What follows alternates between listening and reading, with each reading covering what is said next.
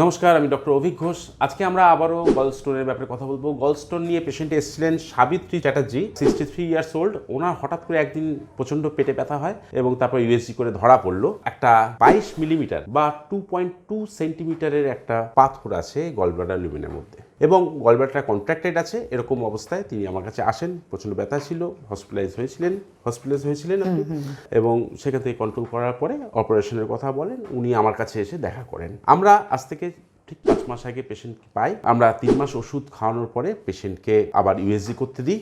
সেই USG report আজ থেকে 2 মাস আগে এসছে। তাতে দেখা যাচ্ছে গলব্লাডারের মধ্যে এখন পাথরের ডায়ামিটার হচ্ছে 13 মিলিমিটার বা 1.3 সেন্টিমিটার, আর আগে এটা ছিল 22 মিলিমিটার বা 2.2 সেন্টিমিটার। তো জিনিসটা দেখাচ্ছে অনেকটাই কম এবং গলব্লাডারটা আগের থেকে একটু বেটার কন্ডিশনে আছে। আর পেশেন্টের কাছ থেকে কিছু শুনি, পেশেন্টের যে সিমটমসগুলো ছিল, প্রচণ্ড ব্যথা, জ্বালা, যন্ত্রণা, এর মধ্যে আর কিছু আসেনি। পেশেন্টের হিসেব মতো গ্যাস, অম্ল, অ্যাসিডিটি কিছুই নেই। পেশেন্ট এখন টোটালি হেলদি এবং এইভাবেই কন্টিনিউ করছি এবং আশা করছি যে এটা মাঝপথে আমরা পেশেন্টকে দেখছি, একটা রিপোর্ট পেয়েছি, তার হিসেবটা কিভাবে এগোলো সে ব্যাপারে আমরা কথা বলছি। পেশেন্টের কি সমস্যা এখন আছে সেটার ব্যাপারে একটু শুনে নিই। এরপরেও আমি আশা করছি আরো 2-3 মাস 4 মাস আমরা মেডিসিন কন্টিনিউ করব। সামনের বার আমরা আবার ইউএসজি করে দেখে নেবো, যেহেতু অলরেডি 2 মাস কেটে গেছে। তো 3rd মান্থে গিয়ে আবার আমরা ইউএসজি করে দেখে নেবো আরো কতটুকু কমলো কি বাড়লো কি, তখন আমরা দেখবো। আপাতত পেশেন্ট অনেকটা হেলদি আছে এবং ভালো আছে। পেশেন্টের মুখ থেকে শুনে নিই। আপনি বলুন, আপনার যে সমস্যা যখন শুরু হয়েছিল তখন আপনার কি কি সমস্যা ছিল? আমার একদিনই খুব বমি হয়েছিল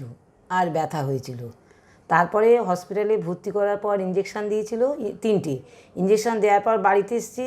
তারপরে আমি ডাক্তারবাবুর কাছে এসে ডাক্তারবাবুর ওষুধ খেয়ে এখন আমি ভালো আছি। গ্যাস হয় না, আমার কোনো কিছু হয় না। ডাক্তারবাবুর ওষুধ খাওয়ার পর থেকে আমার শরীরটাও অনেক স্ট্রং হয়েছে, কাজ করতেও এনার্জি আছে, সব কিছুই আমি ভালো, সব রকমই ভালো আছি। 63 বছর বয়সে আপনি এখন কি কাজ করেন? আমি টিউশনই করি। হ্যাঁ, বাড়িতেও গিয়েও টিউশনই করি, বাড়িতেও টিউশনই করি।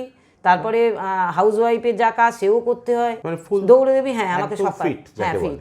মানে আপনি বুঝতেই পারছেন আপনার ভেতরে এরকম একটা স্টোন আছে, সেটা আমি বুঝতে পারছি না। আমি প্যালপেশন করেছি, পেটে হাত দিয়ে চেক করে দেখেছি, জায়গাটায় কোনো ব্যথাই নেই।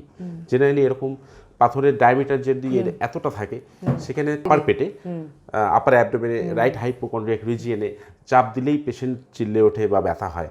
তা আজকে দেখলাম ওনার কোনো ব্যথাই নেই সেখানে। মানে আমরা জিনিসটাকে অনেকটা টাইম পেয়ে গেলাম, যেহেতু সিমটমস অনেকটাই ভালো বা একদমই সুন্দর, যেহেতু আমাদের কাছে সময় আছে, আমরা আরও কন্টিনিউ করব, আরও হেলদি লাইফ লিড করার চেষ্টা করব। উনি আমার কাছ থেকে যে ইনস্ট্রাকশনটা পেয়েছিলেন যে তেল খেতে বারণ করেছিলাম, সারাদিনে 2 চামচের বেশি তেল, উনি সেটা পালন করেছেন এবং সেইভাবেই উনি চলছেন এবং তাতে উনি ভালোই আছেন।